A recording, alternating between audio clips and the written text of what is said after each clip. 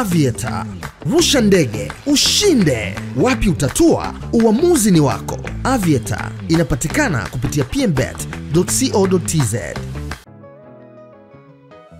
Yes, taarifa ambazo zimekuwa zikisambaa kwa takribani wiki moja na nusu sasa ni kuhusiana na ni wapi alipo Kibu Denis Prosper, ni wapi alipo mchezaji huyu wa klabu ya Simba ambaye siku si nyingi klabu ya Simba iliweza kumongezea kandarasi ya miaka 2 ili kuweza kuendelea kuitumikia klabu hiyo ya Simba. Lakini tangu klabu hiyo ilipofanya ukamilisho wa kumsajili ama kumongeza kandarasi ya miaka 2 Kibu Denis Prosper na kumuingizia stahiki zake zote ambazo inakadiriwa ni zaidi ya milioni 350 za Kitanzania, Kibu Denis Prosper hajaonekana tena akiwa na klabu ya Simba ambayo mpaka sasa iko nchini Misri ambako inafanya pre-season, na sasa ipo inaelekea wiki ya 5 ya pre-season, lakini Kibu Denis hajaripoti kujiunga na kambi ya timu kuelekea maandalizi ya msimu ujao. Na taarifa ambazo zimetufikia hivi punde ni kwamba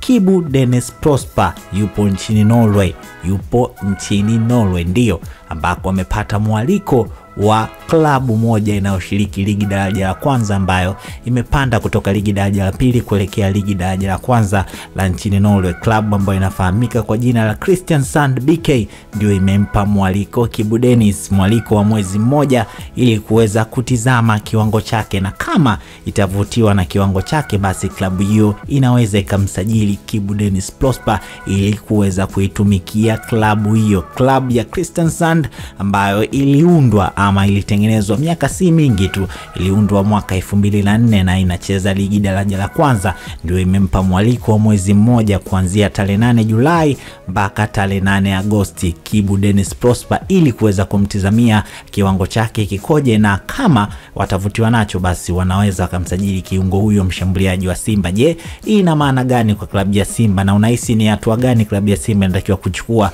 baada ya kupokea taarifa kwamba Kibu Denis yupo nchini Norway akifanya majaribio ya mwezi mmoja na klabu mpya ya Kristiansand inayopatikana nchini Norway? Nafasi unayo kuacha comment, lakini wakati unaacha comment basi nikupe mchongo ambao unaweza kukufanya wewe ukawa moja kati ya watu ambao wanavimba hapa mjini, na mchongo ni pmbet.co.tz ambapo huko kuna wale watu ambao wanapenda kutandika mikeka ama wazee wa jamvi. Basi kama utafanikiwa kuweka mkeka wako na mkeka wako ukatiki, basi utaingiziwa pesa yako, lakini sio pesa tu bali ukishaingiziwa pesa yako unaingia kwenye draw ya kushindania Toyota IST ambayo inatoka kila baada ya wiki 5. Usichelewe, shinda pesa lakini pia shinda gari. Website ni pmbet.co.tz. Mimi ni Raymond Elias ambaye anapatikana Instagram kama asap_Raymond.